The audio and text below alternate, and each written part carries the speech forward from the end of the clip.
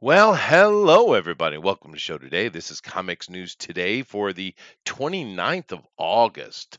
The august Emperor of Rome himself has Mm, graced us with a slightly hot month, although in other places ridiculously hot. So, it's been one of those years. As usual, the heat seems to move around, doesn't it, Thunder? it But does. the interesting thing for me is every time and I don't know why this popped in my head, but every time I hear this whole global warming or climate change or whatever word they're deciding to use today, Mm, it always makes me laugh because if you have any kind of, you know, historical or history-based understanding of the Holocene that we live in, or even mhm. before that, you would laugh at the concept of this current global warming if you understand Yeah. the actual temperature runs. With those famous incredible work they did over Greenland with those cores. Oh my God, it's just so outrageous. I don't know why did that come into my head. But nevertheless, August is almost over, dude. It is. Next week we're getting into September, the seventh month. What? Oh yeah, Oh, September. Why is that? Anybody I know? don't I know. know.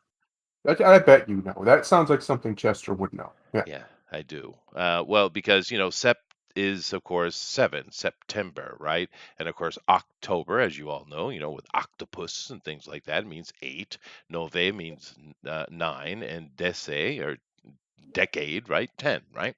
Yes. So, but why do we mark them 9, 8, 10, 11, 12, right? Why do we do like that? Well, it's because uh, when is New Year's now?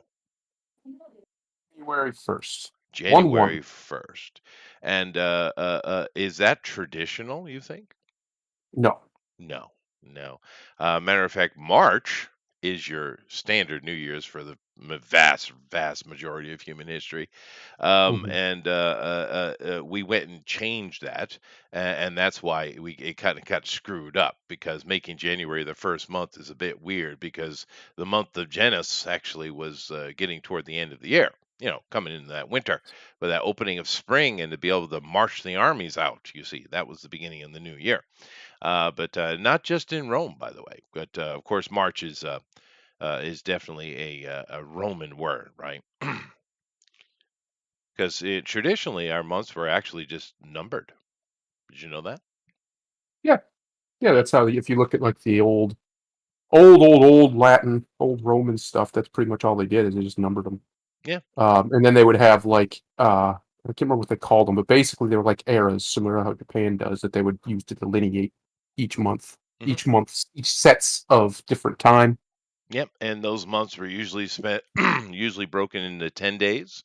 And then Yeah. at the end of the year, of course, just before the equinox in March, you would have a 5, or on the leap year 6 day festival. Mm, And that's was very simple how they did it. These days they've got all kind of micromanagey about it. It's very noisy, to be honest with you. But that was a simple way. There was each month had 3 10 days, and then you had a 5 or 6 day festival, and that's it. Pretty simple, really. You yeah. know, easy to understand. And of course, the concept of leap year has been around for a very long time, guys. So it's not a new thing. But then again, we've understood time, we humans, for quite a while. Which brings another thing. Weird things are popping in my head today, Thundero. I Uh, noticed. Weird. Some reason, an article pops into my head here when I say that because there was some morons back in the 70s. They were trying to debunk Atlantis, right? Mm, The conversation, because back in the 70s things were weird. Crystals and the hippies were kind of starting to get money and getting into power and becoming the yuppies, right? And yeah. there was all kind of fantasization of everything, right? Including Atlantis, which was never fantasized. It was just a historical piece of information. But there was a whole slew of so-called, big, huge air quote scientists that came out in the 70s. I remember one of them particularly, and he was debunking it and saying that, old Plato is known for his plagiarization and his fantasization. It was like, really? Since when? Because Plato is actually known for quite the opposite, right? Right. And those people back then, though, this is a scientist talking in an official paper that affected the entire scientific world for years and years and years, decades, seriously, Mm. saying, well, those people back then, talking about the Greeks, right? They didn't really understand time or dates really well. He literally said this. I was like, what? What? Oh, are you kidding me? These people are masters of time Yes, and even space. they had to be. Yeah. I mean, There was very little room for error back in the day because they didn't have technology to carry a lot of the load. So they, at least the technology we have now, like yeah, computers no, and they heavy didn't. machinery and That's stuff. right. So they had to keep track of time. In fact, it was considered almost a sin, when I would say a sin in many places, to lose track of time, especially if you were a leader or whatever. You Oh needed to yeah, constantly yeah. be on that, otherwise people would literally starve to death. Oh right, Literally. right. No, literally, and of course, the overland travel used to be a real bitch, and Yeah. that's why we know naval and marine power was very very important, and and the people. Another thing think people don't understand is like these words we have for our religious centers, right? Church, Mm. temple, synagogue, mosque, Oteda, whatever culture you're in. If you go and you look at the actual root meaning of all those words, they all come down to the same thing: a place where time is kept. Yes. Now, isn't that interesting, right? Yep. Uh, but um, but yeah, you're right. Time was very, very important to those people. It was just such an outrageous statement, and of course, what did that do? That created this incredible offshoot of well, okay, we're not allowed to look for Atlantis, where everyone has known throughout entire history exactly where it was, because it's not actually a mystery. I know it's fun to do the TFT stuff, but let me Yeah. inform you listeners that we've always known where Atlantis is. It's not actually a mystery. I know that's not as fun. I get that. And I usually don't mention things like that, but I'm irritated. But because we've always known. But now you're not allowed to know where it's always been known to be, right? So Right. therefore, they went around looking for it everywhere else, and then the incredible fantasization of Atlantis continued on from that. And it only was in recent times where certain geologists and scientists and stuff were able to suss out the Younger Dryas event, right? What that was, which brought Mm. us into the modern Holocene, right? That because when we go from one epoch to another, there we move epochs based on events, right? Right. And the current Holocene that we're in, it was coming off the event of the Younger Dryas events, which is funny because scientists never like to use the word cataclysm. Mm. They don't like this word for some reason, so they call it the Younger Dryas event. Well, the one that nearly killed everything on the planet, that one? Yeah, that Yeah. one. Yeah. Uh, That old nugget. yeah, whatever. But that's the technical term. But of course, the now it's academic. We know that there was a flood, just like everyone's been telling us forever, right? Literally every Yeah, major civilization, every minor civilization, yeah, wherever there was civilization, has all said, "Yeah, there was this big flood that wiped everything out." Wait, what? Yeah, yeah. And no, and we in our hubris we're like, "No, couldn't be. That's not possible." Okay. and the reason why they do like this is because scientists are a bit of a religion unto themselves, right? And they can't stand religion. They can't. It just it's like telling an Competition. SJW that you should probably lose some weight. It's Yeah. kind of has that effect on them. They triggers them, and they can't stand religion, and therefore anything that's Greek they want to destroy, because you got to keep in mind back in those days that religion and science were not separated by most people. And Right. interesting, the story of Atlantis that we're getting, and keep in mind the ironic thing, especially with them. This could be Atlantis over here in these thousands of places around the world. Well, the reality was there were thousands of Atlanti. Can I use that word? I'm going to. And But there are thousands of them because there were many islands and coastal cities and towns and villages lost. And you mm, go anywhere in the world and you talk people, it's going to be a local legend about the lost this or the lost, the king or the lost temple or the lost city or something. Everywhere you go in the world, you find these stories, right, on the coasts. And of course, well, it's true. They actually happened, you know. But Atlantis is specifically is just one of those lost ones, and it's related to us in a very interesting way because if you want to understand where it is, and if you've never read it, go out and check out Timaeus and Critias when writing to Plato, and it's very interesting to even put any of Plato's attitude on it if you understand why he wrote it. Right, mm, because what happened was he was sitting in Athens, and there was a meeting of the wise peoples, the smart peoples. They were having like a symposium, I guess let's call it that. And this one guy, and they were, relaying information. And keep in mind, these are sages, so they don't tell campfire stories. They right. keep detailed records of histories and stuff. And a guy got up, and he was, this is 250 years past the point, 2.5 centuries past the point, but he was, one of the Solonites, right? Hmm. And he was part of that camp of Solon, and he just relayed histories that had been told to him, and Plato listened to it and he wrote it down, and and that's it. He just wrote down that Wow. history, and then we just got lucky because Plato was far more important than some random Solonite, right? Right. But if you look at Solon, which is 600 BC, he at that time, the reason I mention it is because when Plato's time, science and religion had become, intertwined and kind of balanced, right? But that's, a couple centuries before that, it wasn't that way. Greek was more religious than it was science, right? And Mm. Solon was, kind of a little bit like Galileo, to be honest with you, very similar. And he kind of ruffled a lot of feathers, right?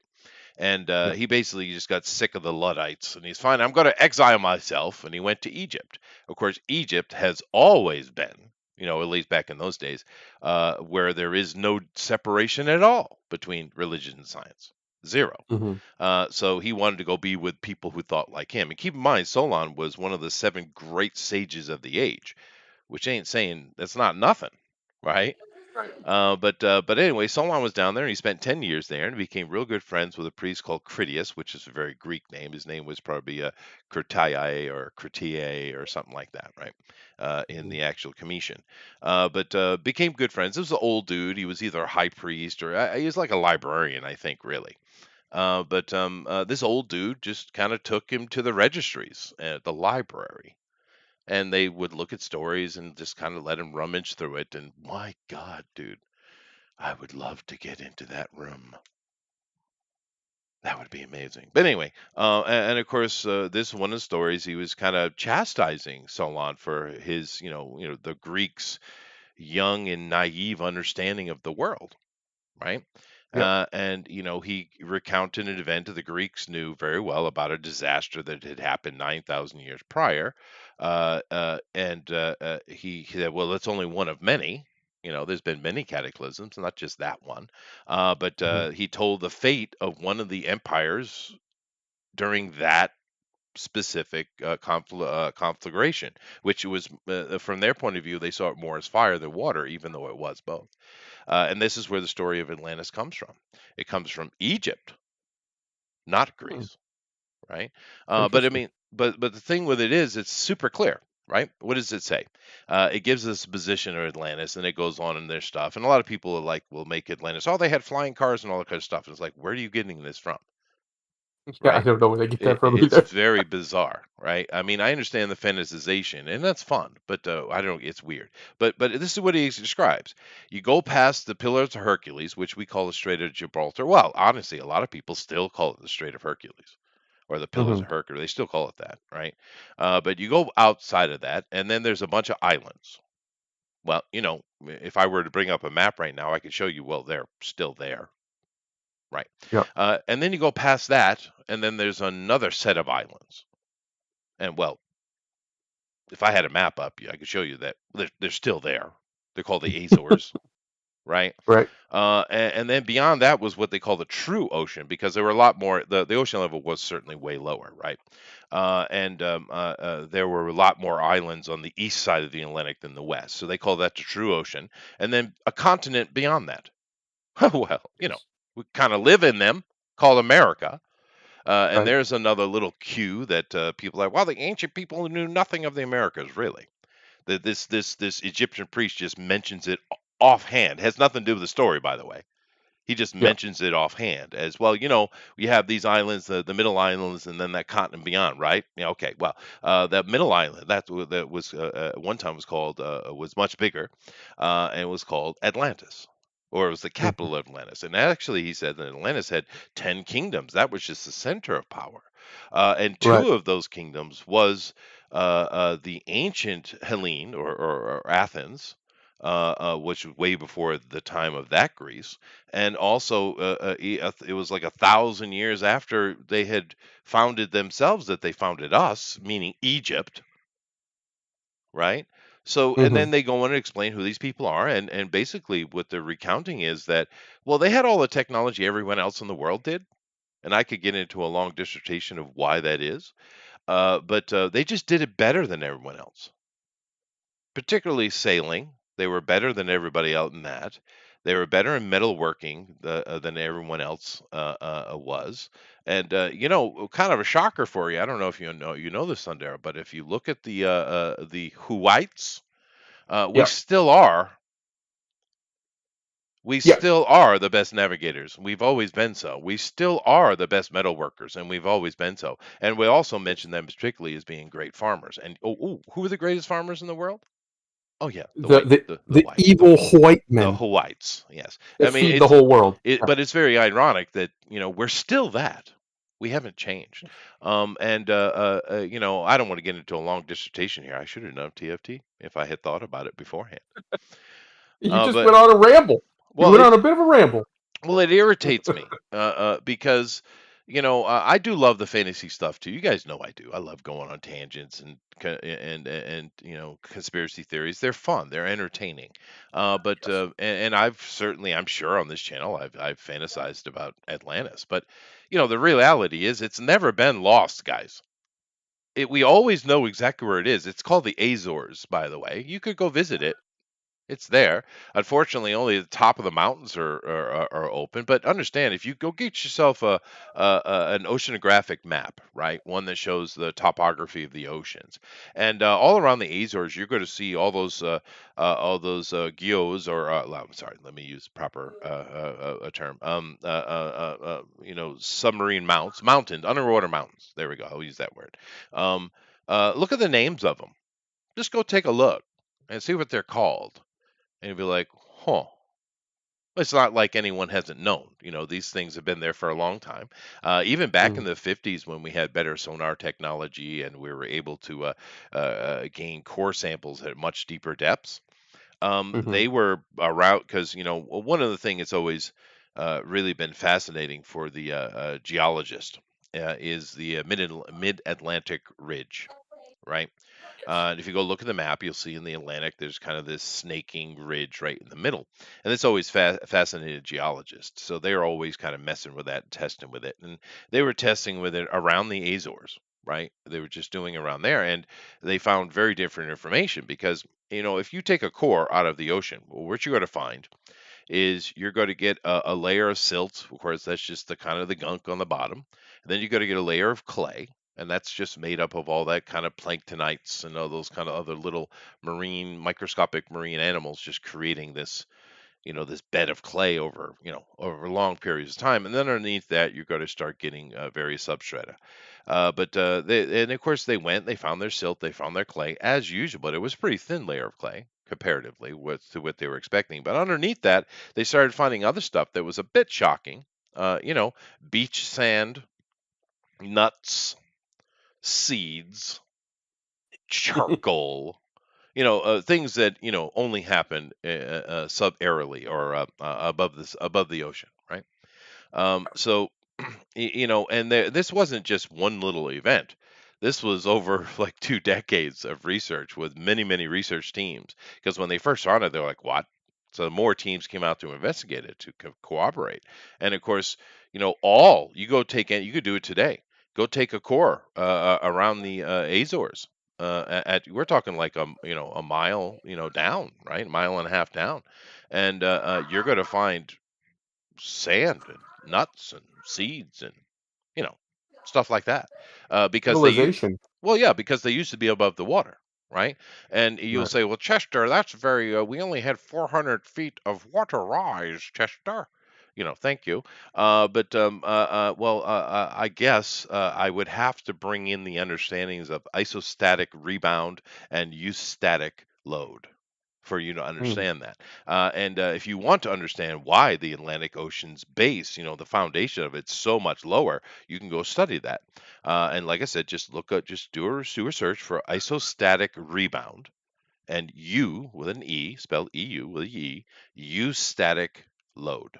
Just go study that and you'll understand. And once again, this study has nothing to do with Atlantis, by the way. It's just geology, right? right. So my point being is we've known where Atlantis is. Even before we had the science, everybody's like, "Oh yeah, it's gone now, but you got a few islands above the water over there." Everyone knows where Atlantis was. It's not really that big of a mystery, and that's why most of the conversations you have about Atlantis in the 18th, 19th century are more about culture, not location. Location only became a thing after those assholes in the 70s started writing those stupid, absolute unprofessional lies of papers simply because they don't like Greek stuff because they of the non-separation of science and religion. That's it, dude. And then after Hmm. that, it just kind of went, "Oh, where's Atlantis?" That was never a question, dude. It was what was Atlantis, not where, right?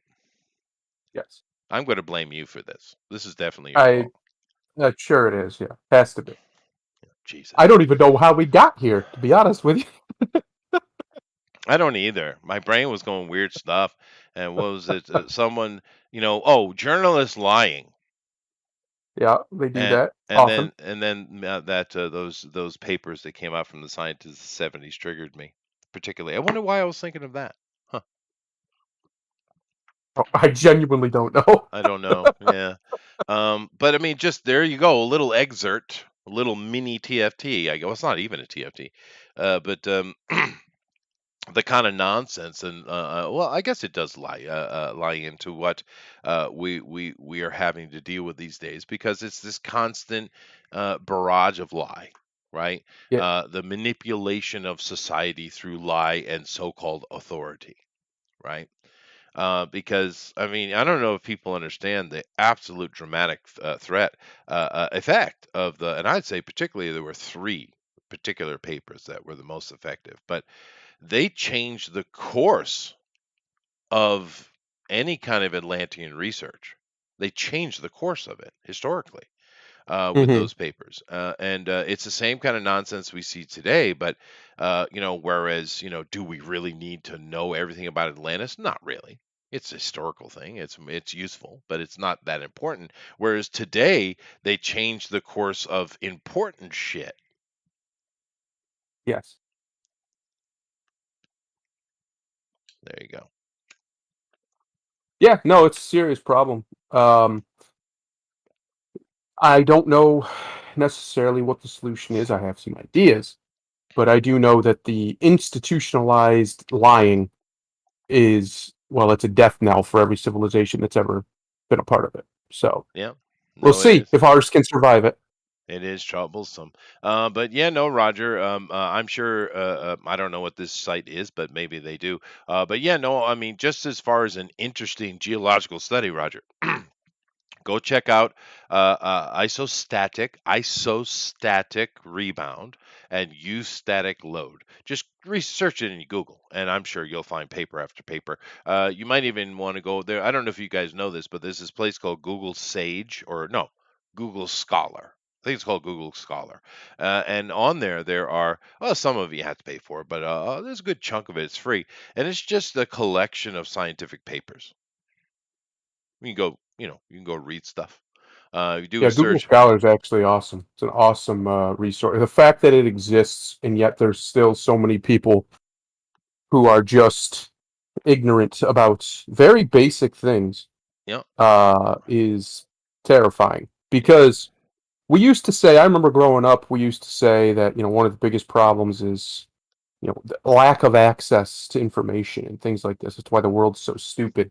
And if we just had more people who could be educated, quote unquote, the world would be a better place. Well, we have the internet, we have Google Scholar, and oh, other oh resources, yeah, yeah. infinite amounts of knowledge for free. It's right there for the taking, and a very small amount of people will take it. So, no, I don't Yeah. think access to the information was ever the problem. It is weird because I mean it's the greatest resource we've ever had, I'm sure. Hey, lady, what's up? No, it is sad though. That is true. But Stay you know, safe in the storms out there. Stay safe in the storms. yeah, no, I saw she had that. But interesting thing with that, Roger, is the isostatic effect in the Atlantic Ocean or the Atlantic Basin even more interesting because of the transverse transverse tectonic plate connection you have there, which ironically is right there at the Azores, right? Because you have Mm, three tectonic plates that are meeting, right? You have the American plate, you have the Fennoscavian or Eurasian plate, and the African plate, right? And when you look at those, they're all connected right around the Azores, actually. And the interesting thing with that is, continental, the continental lithosphere or the crust, right? Is mhm, much thicker than the oceanic lithonics or the crust thickness, right? In the ocean. But when you get to where tectonic plates meet, they're even thinner, right? And below that, another thing you might want to research if you're interested in this kind of stuff is to understand, and it'll probably cover in if you went and search what is isolithics, it was certainly going to get yourself into the isthenosphere, which is just below the lithic sphere, which is the mantle, the crust, not the mantle, the crust. You have this mm, other the asthenosphere, which is basically it's between the crust and the mantle, and it's this viscous, plasticky, rubbery layer on the Earth, right? And mm. that is why this isostatic effect can even happen, right? But when you have a lot of weight on something, it pushes out away from it. It kind of bulges away from it, like if you took I don't know, like a balloon and you squished it, right? You'd see that the sides become bigger, right? And But it's very interesting because at that particular area with the three continental plates coming together, it's very thin there, and it creates a very deep plunge, and that's why the Azores, the Azore Plateau, is a mile down, right, or more in some cases. That's why. It's because Yeah. it's being pushed down by all that weight of that ocean water got dropped on top of it. And at the same time, the continents are rebounding; they're bouncing up because all that weight's off, right? Mm. So it is really fascinating to look at. But I mean, my point, I think I tried to make very clearly, is it's not a mystery. We have shown very clearly that Azores is Atlantis, just like they told us. And here's the interesting thing: those 1950s, 60s scientists who were doing those core tests, they estimated those cores where they were finding, beach and nuts and seeds and stuff like that. They estimated that to be 12,000 years ago from our current, concepts, right? Mhm. But Current time frame. Now Melt Pulse 2, the big boy that ended the big Younger Dryas event, is put at 11,600 years ago. So those 50 scientists pretty close, only 400 years off. It's not bad, right? It's pretty good. Yeah. Those ancient Egyptians, well, where did they put it time wise? What do you think? Because they're those primitives, right? Those primitives. So, what's the time frame you think they, because the 50s and 60s scientists were 400 years off. What would you suggest the Egyptians were? They were probably closer, Yeah. probably right around on the money. Oh, right. How about the word perfect? Yeah, yeah. And These are the same precisely. people who somehow, without modern laser technology, at least we don't think they had it, were able to accurately map where to put the pyramids to line up with stars perfectly. Yeah. Perfectly. It's like, So yeah, I believe they understood time better than we think they did. yeah, no, they did, because they put it at 11,600 too. And it Yep. took us decades to get that number, by the way. Right? And Amazing. they knew it. So, but it is fascinating stuff. But I don't know why it got into Atlantis. That's a weird conversation. But the geology of having to prove it, because modern science refused. If you say the word Atlantis around a scientist, just go and have. It's a little bit of a game. Just go to near a scientist and just bring up Atlantis and see what happens, because they immediately discount you 100%. Like, oh my God, let's talk about Bozo the Clown instead, right? It's so ridiculous.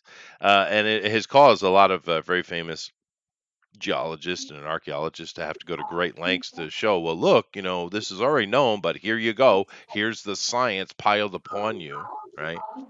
In your face over and In, over again. in your face. We got a few people in here, though, so why don't I go over and kind of look at a little bit of what I got? I do have truncated time today, but oh well. I gotta go into the city. I gotta have a meeting, you see. Meeting? Yeah, I am sure it's not important at all. Oh, I'm sure. Yeah, probably not. Typically isn't with the Japanese, from what I'm told. They like to have meetings just so they can say they did something. They are pedantic at Yeah. best. Yes. But go ahead. Marvel and Chris Evans destroying Captain America because of Donald Trump. No, this is cosmic news. So, with a grain of salt, because we Yep. know these guys are prone to rumor, right? However, it does bring up an interesting conversation, and the bulk of this article, and you can go check it out if you want, but the bulk of this article is talking about that there's a leak coming out of Marvel, that Kevin Feige is just really, really, really not happy or pleased that of these disgusting Maganites.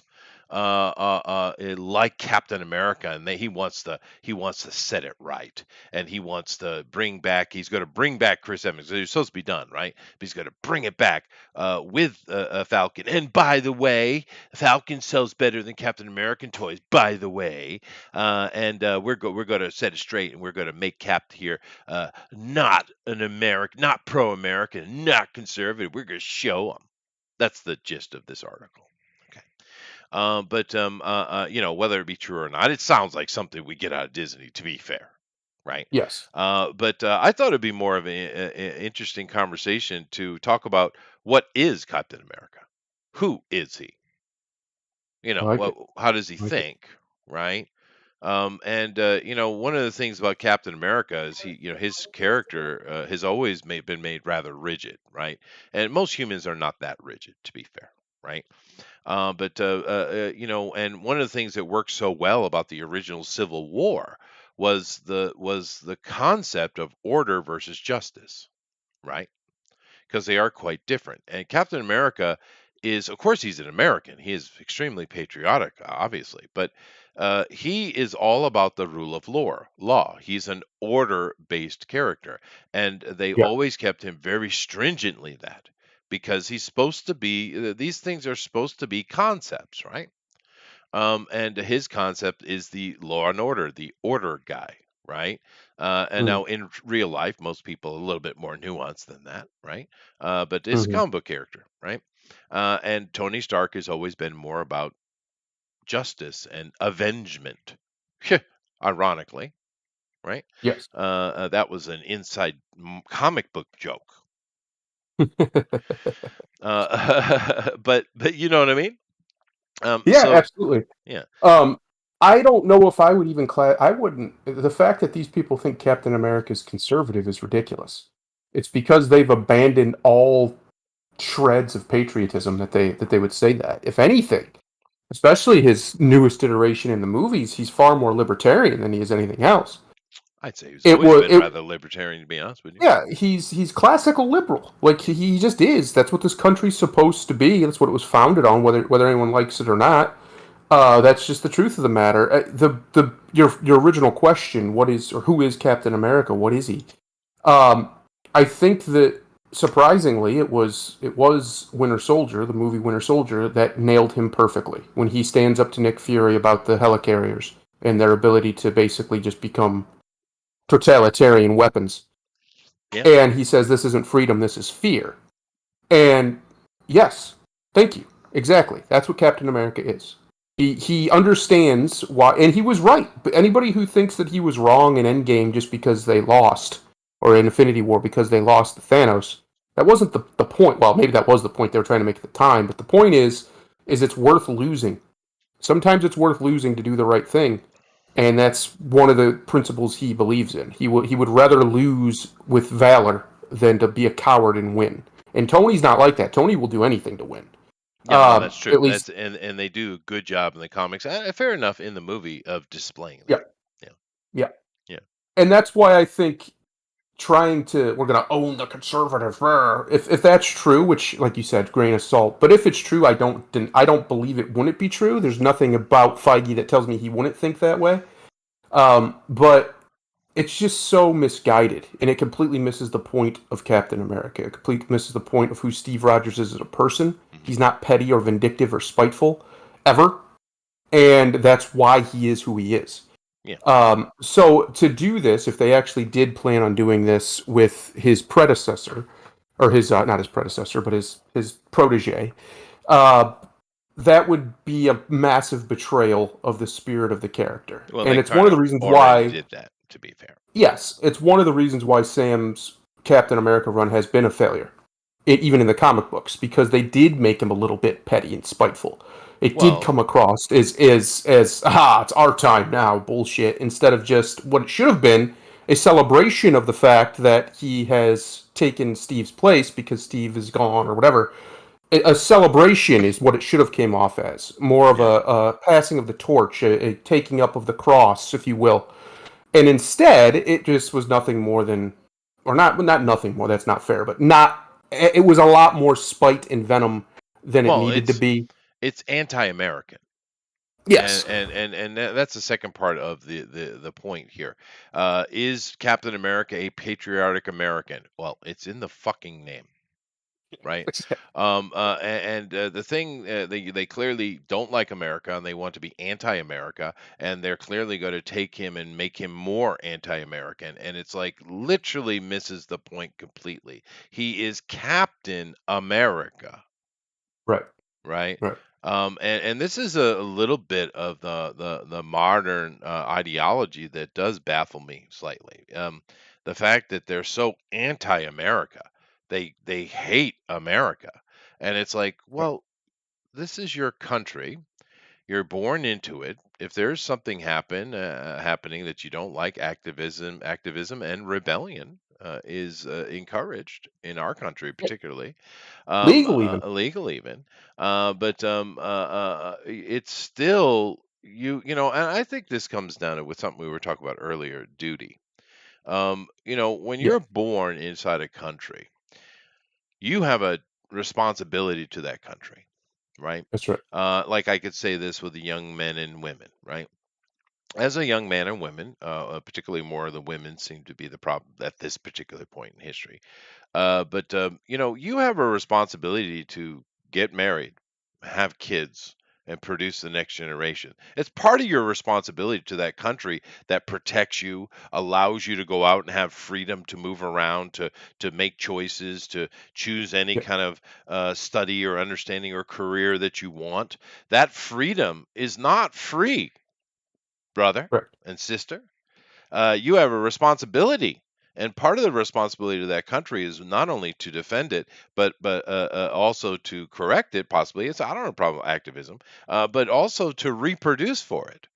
It is Mhm. part of your duty to do that.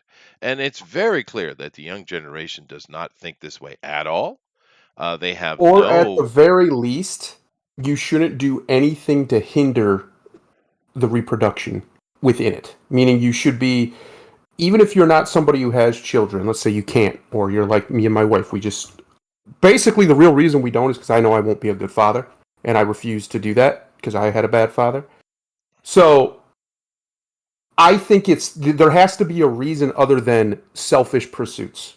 If it's about you, then it's wrong. There's other ways you can do it, but I agree with you. I do think that people need a sense of duty to their ancestors, to their heritage, to their nation, to their country. to the These future. things are important. Yeah, because that's the future. That stuff's hopefully going to outlive you. You're going to die one day. That's just reality. You are immortal. These things are supposed to be super mortal. They survive mortals. They're not immortal. They won't last forever, but they are super mortal. They will outlive us. They are beyond mortality. Right. And these that's why it's important. It really drives me. The thing that makes me the most angry about so many on the left, there's some on the right too, but so many on the left, is how much they're willing to besmirch their own ancestors and the ancestors of others, Yeah. and they don't understand how egregious of a sin that is as a human. Not even religiously or anything else. As a human being, you are your ancestors. Every single one of them. Millions of people gave everything for you. And you sit there and have the temerity to besmirch them. Now I can understand if they were terrible people and like a Hitler or a Osama bin Laden or something. Okay, fine. But not all of them were. There's no way your entire bloodline was evil. It's just not possible. So I think it goes back to what you were saying. This sense of duty is because we've had this ancestral respect severed from our culture for so long, and it's a real problem. And it's because of that we have a lack of gratitude. The people don't have gratitude. Most people don't even understand what it was like to live 40 years ago, let alone 400 years ago. They Right. just don't get it, especially this young generation. They genuinely don't know what it was like before the internet. I do. I was raised before the internet was popular. You were as well, obviously. Oh yeah. It's a totally different paradigm we're living in now that we've never lived in as a species, where we can do what we're doing right here, communicate instantaneously across the entire world with very little effort. It takes very little effort. That was something that even 40 years ago took effort and was expensive. Right. I mean, you could write a letter, but it would take a long time to get there, or you could call on the phone, but it was expensive as hell. Yeah, Now but it's we bared easy, with it. cheap. It didn't seem to be that big a deal to us, to be fair. Yeah. Yeah. But my point is things have gotten so easy, so simple. Many things that we take for granted now. It's become very what's the word I'm looking for? It's become very in style, in vogue, to be able to talk crap about other people or your own ancestors as if they don't matter, as if they didn't give their entire lives for you. And that breeds this. I think that's a large part where this narcissism's coming from. I think it's a large part where the entitlement's coming from, and why you're seeing things like trying to cheapen Captain America and turn him into something he's not. He is supposed to be a representation, an avatar of the American spirit. That is who Steve Rogers is. He is the can do spirit, the infinite amount of discipline that will overcome anything. Yeah. Because the American spirit is supposed to be that, and is still that in many places. Because we literally, people don't understand, again, because they don't have respect for their ancestors, what their ancestors did either to get to this damn continent, or while on this continent, the good, bad, and indifferent, unbelievable, miraculous feats we had to do, To our tame ancestors it. did to build this country. Yeah. To Yeah, tame the tame it. country. It carve this civilization out of wild lands, out of a wilderness. You can still go see a lot of the wilderness. You go out west, go drive through the west for a while. Have fun. You're going to get a whole lot of nothing for hours in many places because Yeah. there's just nothing there. No Yeah. civilization at all. That was the whole continent before we got here, Don't by wait. and Why do large. you keep teasing me with the Tartarian stuff? Why do you do that? By and large, it was the whole continent before we got here. But yeah, no, that's very, very true. And that's another thing about Captain America is never give up type of attitude. And another thing that needs to be understood, especially for the younger viewers and some of the non-Americans, is Americans always perceive ourselves as David. Now, Yeah. honestly, we are Goliath. I get it, but we don't perceive ourselves that way. We never have. We've always taken the stance of David, right? Yeah. And he represents. A matter of fact, I'm a bit shocked that the I'm not sure. I think was this one of Stan's creation, but whoever created it, I'm surprised they weren't a little bit more on the nose by calling him David instead of Steve. Yeah. Right? I mean, really, those Yeah. guys get a little bit on the nose sometimes back then, you know. Right. But and the other thing with Captain America is, if you ever read a Captain America comic book, then you would know he struggles with that shit because he's Yep. human. He Yes. has his problems when things go wrong, but he always sticks to the ideal. That's where he's pedantic. The ideal Hmm. of America. Yep. And to want to tear him down, destroy him simply from this article, if there's any truth to it, that just because Donald Trump supporters, like to put Captain America's shield on stuff, that you've got to get him. That So is weird, that man. is It's disgusting. It's so broken. weird how the corporate left, because that's what these people really are. Even these think people who think they're communists, they're just useful idiots for the corporations. I wish they could understand that, but for some reason their brain can't wrap around that Right. very simple idea. Yeah. But the corporate left hates the symbolism of America, and then they get mad, or at least they may not hate it, but they discard it, and then they get upset when other Americans are like, "No, we kind of like it. We kind of think Well, it's it's it's because pretty they're cool. We're gonna globalists. we're gonna Uh, take it up." yeah, But the but point I'm making is well, communists, yeah, globalists. The point I'm making is when you discard something and throw it away, and then other people pick it up, you shouldn't be getting all butthurt about it. Plus, the American flag. I've been all over the world. People don't hate Americans. no, I didn't see anybody hate me because I was American. They not might at all. hate the bullshit our government does, Sure. but most people are intelligent enough to know the difference. They deal with governments too. They understand. Well, people love Uh, Americans, dude. they Yeah. love the Americana too. Japan especially loves Americana. Yeah. It's crazy. Well, everywhere. Uh, Yeah. it's this idea that this weird liberal, and it's pretty much only liberals that say this stuff. Liberal fascination that the world hates Americans. That's just not true, man. I've been all over the world. I've met all different colors and creeds of people, and they don't hate you at all. They have actually have great respect for most Americans, in my experience. So I don't understand why the corporate lefties behave this way. It's well, I do understand that's not true. Yeah. They Well, they hate America. They're especially projecting. especially seeing as when they try to shill their wares in other countries, they're happy to cater to their patriotism. Right. Yes. And of course, Yes. as you should, right? That's marketing, Yeah. right? But another thing, keep in mind with this article, as far as the veracity of it, Chris Evans himself, in various interviews, why I can't stand this man, right? Although he did a good job in Mhm. Captain America, I'm not going to take it away. But Mhm. in many things, he stated he didn't really like playing Captain America because of the nonsense American stuff. He's said this from Yeah, his which is own ridiculous. mouth, right? So, Ridiculous. this kind of move, he'd be 100% on board because, America's never been great, right? Uh-huh. Yeah. He's one of those. Keep in mind that Chris Evans is one of those. Uh, Well, if America has never been great, then somebody's going to have to explain to me why 80% of all charities were founded by Americans, are funded by Americans by and large. Why the U.S. Navy's main job is to protect trade internationally so that the third world doesn't, starve to death. right. Someone's going to have to explain to me. Look, I'm not an imperialist, at least not this version of American imperialist. I don't like the nonsense we've done overseas, but we do a lot of good overseas too. When there's a massive tragedy, a catastrophe, we're the first ones there, or at least we try to be the first ones there to help. Mhm. That's just the truth.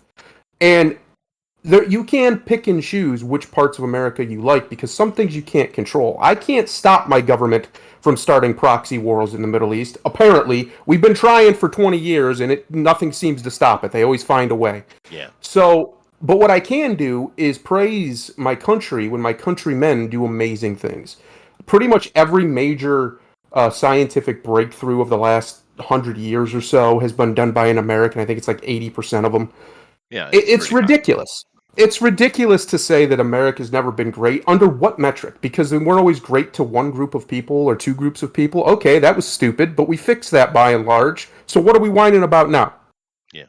And no, that's definitely true. And another thing to keep in mind in regards to the guarding of trade and stuff like that, if America isn't on that post, on that wall, a la Jack Nicholson, uh, dude.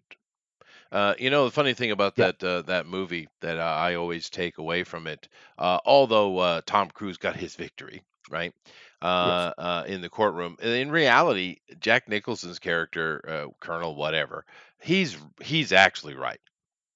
Yes. He was actually right. You need me on that wall. Yes, we do Yep. desperately. Just over here in Asia, if America wasn't posing the threat that it is, China would have taken this region over completely.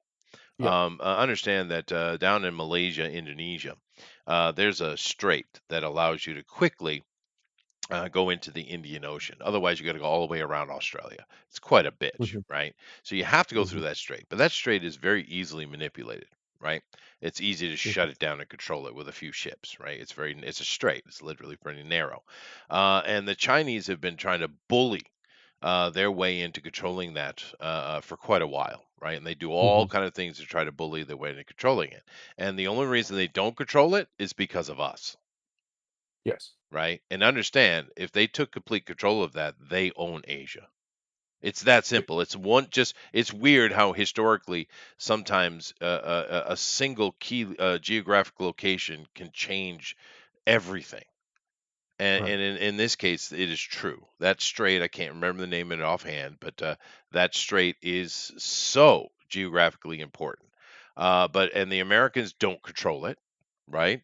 That it's not in our control, which debunks the whole imperialism idea. Because that's a play. If you're an imperialist, you definitely take control of that shit, right? But Hmm. we don't, right? That's like I said. I'm pretty sure it's controlled by Malaysia. But we defend that shit. Yes. So, and I'm sure we've worked out our own special little agreements and we might even get preference.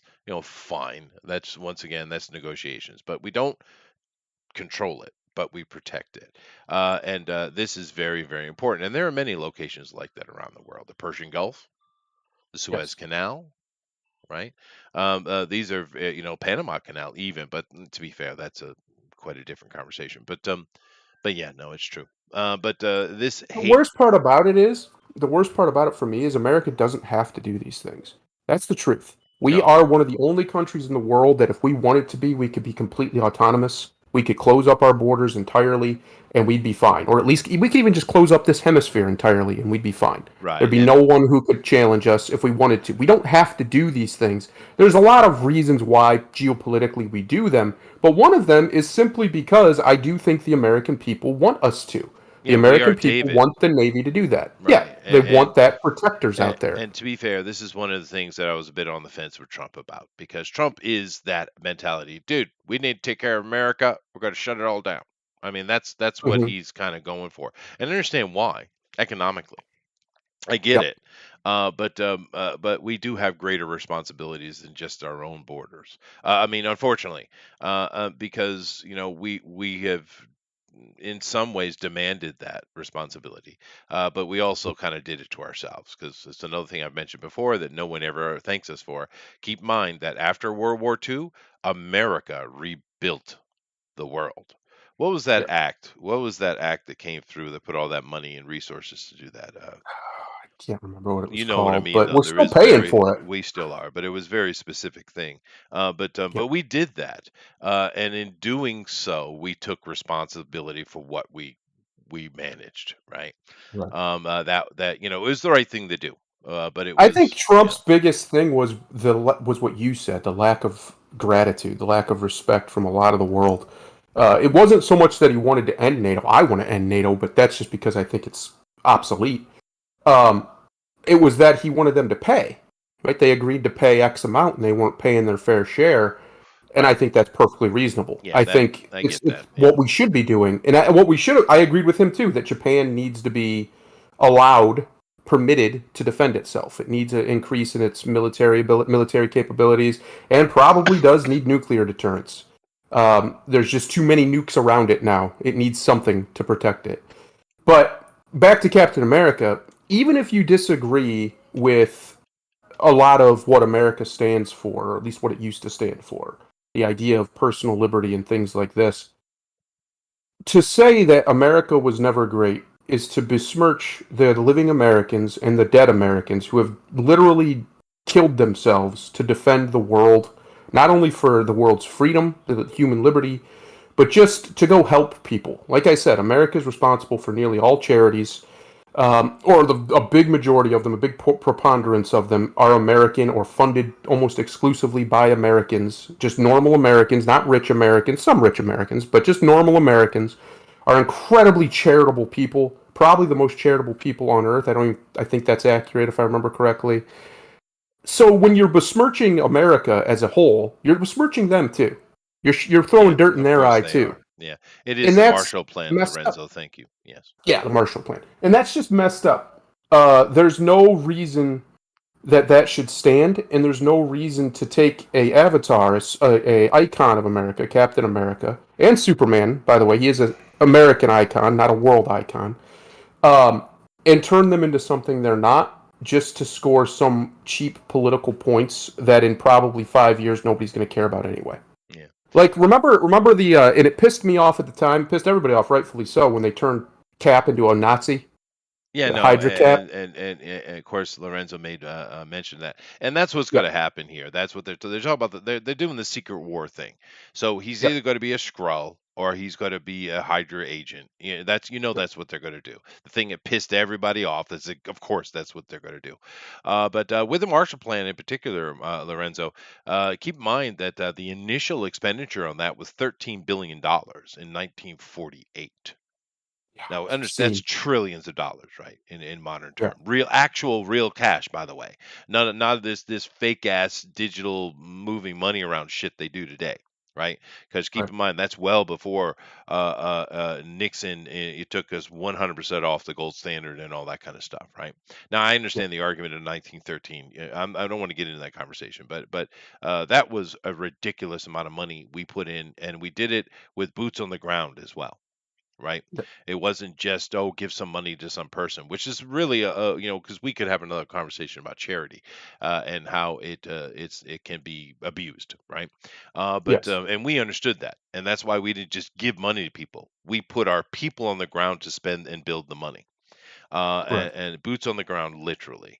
And it's very, very important that we had done that because it needed to be done, and but we took the responsibility to do that, and therefore we're in a way paying the consequences now. Mm. Because keep in mind, for a very long time after that, we talk about Americans, and what's one of the most iconic American products you can think of? Coca-Cola. How about cars? Oh, yeah, those Right. two. Henry Ford. We are a country, right? Well, We have to be. Yeah. yeah, yeah. But the thing that a lot of people probably don't understand is, back in those days, we were the only car country in the world. Yes. Everyone Yep. else, I mean, there were rich people, of course, had cars, but everyone else was on scooters and motorcycles, Right. right? It took all the way up and really into the 70s before the world, late 60s, 70s, before the world really started to the average person having a car, right? And keep in mind that's all coming out of that effect, right? Because we did spend a lot of money to rebuild the world and try to get people back on track, but it took decades for us to repair the planet to repair from that war. That's how devastating it was. Yeah. Decades, right? And I just don't think people understand that very much. And Steve Rogers, of course, creation in the '60s, excuse me, before that in the '40s during the war, because this is one of those purchase titles they brought over, right? Right. It wasn't created by Stan. I don't know why I was thinking that at all. This is one of their purchase titles, one of the heritage titles they brought over. But his ideal was always that American going out doing the right thing, and sometimes struggling with it. But we're gonna get Hydra Cap, of course. Adolf Hitler Cap, and of Um, course, having uh, uh, uh, the Falcon is going to have to put that white man in his place. You know what I mean? of course, yeah. Yeah. Because he's real America, you see. Yeah, really. He's And real even though he's America. very anti-American. But Yeah. anyway, let's move on from this. I do have to leave actually. But let's see if I did have a couple of others. I had two other things, but I thought this right here is probably what's important. So let's do this one. Dan Lin being considered to head up DC Films at Warner Brothers. Okay, Interesting. now this is Dan Lin right here. I've seen him before. I've seen this Hmm. guy's face before, and this seems legitimate. This is not this coming out of Bleeding Fool. These guys aren't like Cosmic News, right? They do try to do the due diligence for the most part. But this guy right here, I think is interesting because he's involved in the Sherlock Holmes franchise, as well as the Lego franchise. But he was also mentored by Alan Horn. And keep in mind that Zaslav has hired Alan Horn to come on and help him right the ship. And Alan Horn is the one that kept Disney, kind of straight up and down, that allowed for that decade of ridiculous success coming out of those movies, right? Those Marvel movies. Alan Horn Right. is responsible. And when he was removed, that's when you get this phase four shit, right? When Kevin Feige bitched and whined and finally got himself from underneath Alan Horn's, you know, uh, uh, uh, control, and it's clear that they needed Alan Horn's control, right? Yeah. But Alan's over at Warner Brothers now, which makes me very happy because we can just look at Alan's Horn record. We can just see what Yes. he did. We can judge him on his actions, right? And this guy, this young Lin guy, he's worked on some pretty good, successful projects. But more importantly, he's mentored by Alan. And it was probably Alan that said, "Yeah, you should probably put that guy in charge of your DC stuff." It's probably what happened because Yeah. Zaslav brought him over, and of course, he's going to start doing his job. And he's like, "Well, DC needs a boss. Maybe you put this kid in charge. He's a hard worker. He understands this, that, and the other, right?" So I would take this as a win. I think this is a positive move. Thinking that the last person they put in charge, because the others kept failing, right, was Mhm. Hamada, right? And Hamada Yeah. is radically Hollywood left, right? Radical, Hmm. right? This kid is clearly more in, more in the center. He's more balanced, right? Yes. I just thought this was interesting news, and it is a rumor, but I've heard this rumor before today. It's like this is like the third time I've heard this actually. What do you think about old Lin Boy here being in charge of DC Film? Well, if he, according to that blurb you had up there, he did the Lego movies. He did. Those are good. So hopefully he's good. We'll see. He does seem to be much more of a businessman than anything else, which is another good thing because that's what they need at the top. But Yep. hopefully they bring in. I don't know who they have doing it now, or even if they have anybody. They need a creative director or creative vice president or something, like Right, somebody well, with a which title is like what that. Kevin Feige was, right? That's what Yes. he is. Yes. And under Alan Horn, because Alan being the executive, knowing, well, we need to make money and this needs to be successful, kept him in line. He boxed him in. But Kevin Feige is Yes. a creative, just like George Lucas. You don't want Correct. George Lucas in charge of shit. You don't. No. He's a creative. You need people to box him in, right? George can make plans for storylines. He can build you cool ideas and worlds and this and that. He's a great executive at that level or a creative guy at that level. But when it comes to the rubber meets the road, actually creating the product, he's not the best director. Nobody, I don't know how anybody could even argue with that. No, He's he's not a not. great He's director or scriptwriter. even my wife Uh, gets that. Yeah, Yeah. but that doesn't mean he doesn't have a place, and it doesn't mean he No. shouldn't be there. And No, I no. think that's what Warner Brothers absolutely needs. They need a visionary. They need somebody to come in who understands these properties, who understands why they matter, who understands the nuances of each character and why they matter. They're not cookie cutters of each other. They're not edgy boys. They're not whatever the nonsense Schneider was doing. They're unique characters, and the reason why so many of them have stood the test of time, and one's almost 100 years old, for crying out loud. Uh, is because they're unique characters. They're their own characters. They have their own personalities, their own nuances and charms and things. And we need somebody who gets that. Because, in fairness to Feige, up until he decided it was time to lean into his own personal politics, he got that. Yeah, no, The 10 years of the MCU was really good. He did a with good job for the most part with he it. no, he did a really good job, and with Horn managing him, he was able to Yes. do that. But now that he's free to make his own decisions, we see. Because here's the thing, and I've said this before, and this is 100% truth, and I don't care if you like it. I don't, because truth trumps your opinion and your feelings, Hmm. particularly. Right? Here's the reality: a conservative-minded. I don't not talk about political parties. I'm just talking about a conservative-minded person, a more logistic person Yep. manages. A more liberal minded person creates. And it's that Hmm. simple. You always should have in your management a conservative minded people. Always. And then let the liberals create. That's how you function successfully. And that's, I mean, Hmm. because the reality is, governmentally, when we're talking about, a president, which is an actual manager, I understand we call them legislators, and let's take a laugh for a second. Okay, snorts of derision around. That's a whole nother conversation. But a president, a governor, a mayor, these are managers, right? And they should always be conservatives. You should never have a liberal in the White House, ever. I mean, you can do whatever you want in the legislature because that's just politics. That's the Senate, arguing for a decade and doing nothing, or whatever, right? But the Hmm. president's a manager, right? And that's where that's way bigger than entertainment, but it's not really. And Alan Right. Horn is a conservative-minded manager, and I'm assuming Lynn here is as well. And you need those guys in charge, and then let the creatives do what they want underneath, and every now and then slap them on the back of their head and like, no, right? But I Hmm. mean, you need that's the stacking of the system, right? That's what you need.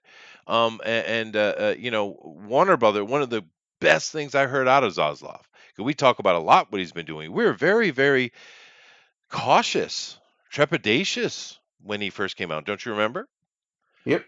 We were very trepidatious, and we were like, "Ooh, what's this guy going to do?" Right? Well, we were very, very cautious, and we still are, to be fair, because bit once and not to be bit twice, right? I Right. mean, fair enough. But one of the, of all the stuff he's done, the thing that really got my attention was him hiring Alan Horn, because we know that is a very effective, conservative-minded manager. That's what he is. And it doesn't matter if there's some things I'm sure you might disagree with him. I'm sure. But he's what's needed in that position, right? Right. Because he's like an overall consultant. This guy is being particularly put into DC, just DC films. But Warner Brothers Discovery is way more than just DC, right? Hmm. Although Zaslav understands very, very clearly that is a major money making opportunity that's being wasted. Yeah. So Yeah. No, I think that's what they need. Hopefully, this guy understands that, and hopefully, Zaslav. I think Zaslav does understand that. They he get does. somebody in there who's a brain, whose job is to be the brain, to be the mastermind of the deal, and they go from there. I don't think Yep. Alan Horn can be that guy. I just maybe he can, but I just don't think so. I don't know enough about this guy or his attachment to DC if he has any at all. If he can be that guy, but it does need to be somebody who has a knowledge of DC, who has a passion for DC as a brand, and it just as the characters in general. Mhm. Um, that would be preferable. Honestly, I don't know who it would be. I could give some suggestions. I just don't know if they'd work. You could get somebody in like a Jeff Johns who's been working with them, but he hasn't ever Yeah, been in charge. I understand that thing with Jeff Johns, and it's not necessarily the most horrible thing, but I just don't think he translates well outside of comic books. Yes, I that's just the don't think biggest so. problem. Yeah, I don't think he does either. nothing against Mr. Johns. I do love his work, but I just don't think it's his medium. But no, well, all these things are true. Adrian is definitely getting spicy. Hello, of course, I already said hello to Lorenzo. We got Tank in here as well. Adrian doesn't like Chris Evans, just so you know. Not a fan. Yeah, not a fan. Which I understand. He's a dickhead. But we'll see how things go forward. We still should be trepidatious, but we there. I think there's some possible fun times coming because in the end, what you're trying to do is create. fun entertainment for the largest group you can, right? You're never going to make everybody happy. This is very well understood by every human on this planet. I mean, I would be surprised to find a 10-year-old that didn't understand that concept, right? Mm. Even just a little 10-year-old, they understand that you can't make everybody happy, right? But you need to go for the biggest demographic you can, especially when you talk about this level of corporate power. And what they've been doing is the opposite of that. They have been Yes. literally not going after the largest group. They've been trying to demand that you either become part of the group they want you to be or go away. And this Yeah. is we've talked about how this has been weaponized and how this is the globalist agenda and yada yada yada. And I'm sure we are labeled as conspiracy theorists. Well, fine, because it's Yeah. clearly what they're doing. You know, Yes. And it's and intentional. right. And another thing to keep in mind, as a manager, like say with Zaslav, we know from previous comments and things he said, just as far as his own opinion, he is a more liberal person. However, he understands the separation of his personal opinions and his responsibilities. I mean, Right. I'm not the same level of thing, but I understand that too. I have libertarian views, but I certainly have some liberal views. I certainly have also conservative views, like most people, where I don't think you can pigeonhole people that easily, really. But they never come into my work ever. Mm. My Mhm. work is 100% stand back and what is the optimal choice, right? Yeah. They never involve, and as a manager or as a professional, you should be able to easily do this. This should not be a big issue. Now, I'm not saying that you should have to compromise your values by supporting, you know, uh, uh, some kind of germ warfare or some outrageous. I'm not saying that, but I'm saying, Mhm. but of course, life isn't really that way anyway, is it? Right? Right. But you have to be able to detach yourself, your personal opinions from your professionalism. And clearly, a lot of people these days can't do that, which therefore they are unprofessional. Yeah. Yeah. Oh, well. Yeah. It's a shame. It Now, is a shame. oh, I'm really pushing my time. But ooh, this I can't do it because this next conversation is going to take an hour, and I can't do it. I can't do it. I can't do it. Damn it. I will introduce it though. Let's see it. Yeah, I let's will. see what Let it me is at introduce. least. What? Because I tried to keep it very short today because I have to go into the city, guys. I do apologize. I got a meeting. A useless. I'm sure useless meeting. I have to go to, Yeah. but whatever responsibilities. Nevertheless, interesting. But what I wanted to do is I wanted to talk a little bit about Mr. Frank Miller. And Good old Frankie. Mr. Frank Miller has done lots and lots of stuff, right? But I wanted to ask the kind of general question, and maybe we can pick this up next week. Of his Mm. most famous stuff, which I'm going to show, which do you like best? Because Frank Miller has, like I said, he's done lots and lots of things, but there's a good four or five things that he's really, really famous for, right? Mhm. And therefore, of those works, which one do you prefer? Of course, we have 300 here. Mhm. 300, it was radically popular from Frank Miller. It is a unique creation of his, I do believe, right? Um, Yes. a lot of his stuff is working for others, but this is his baby, and he's even continued it further by more concentrating on the Persian King. But anyway, 300. The other one here, of course, is Ronin, we're not talking about the Hawkeye Ronin. We're talking about Ronin, right? And you might not have seen this one. This is the least popular of them, I think. But I did like the art style here. You ever read this book? I have not. Mm. It is interesting. It's different. It's almost like in some ways, it's almost like a body horror, the way that it's drawn. But anyway, Ronin. The next one, of course, we have Sin City. Yeah, good old Turned Sin in City. turned into a very successful movie. I mean, 2 movies. yeah, I've only seen I think I saw the second one, but the first one was pretty good. Now, keep in mind that Frank Miller, I didn't put this here, but he's also responsible for other movie scripts and stuff. I don't know if you know that he did scripts. Yes. RoboCop, it's a pretty popular one. for Paul Verhoeven's RoboCop. Yeah, Hmm. Frank Miller wrote that script. Did you know that? Hmm. Yeah, it's pretty interesting. But that's not on the list. But Sin City, big mega hit, and of course, I think one of the better adaptations. And then, of course, we have the Dark Knight, right? Hmm. Dark Knight Returns, which probably pops number one for most people in their head, right? But Mm. it's Not for certainly. me. Well, I'm just saying, you know what I mean. Hmm. It's certainly he changed a genre. He changed a genre with this freaking book, Sadly, right?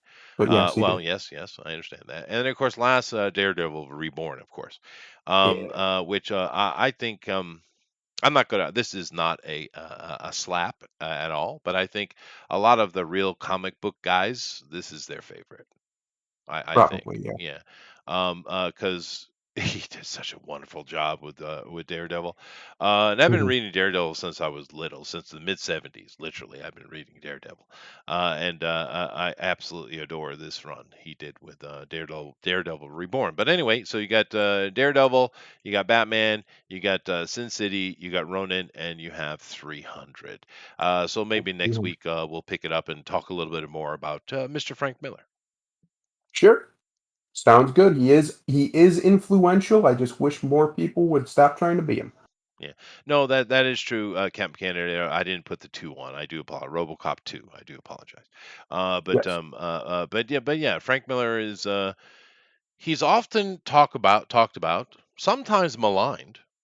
But one of the rather important names in comic books, I think, or certainly one of the more recognizable names in comic books, right?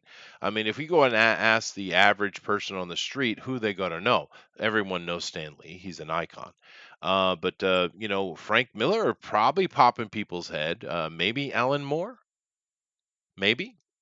But there's not many comic book writers, creators that are really instantly known by the general public. They're not.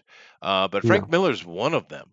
People know the name Frank Miller, even if they've never read the comic. They know the name, right?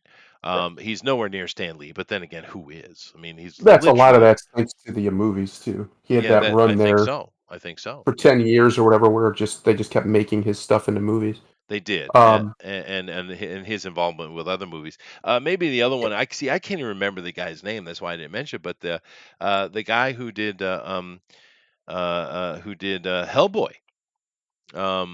Is he? Did he do Kick Ass too? Is that the same guy, Millar?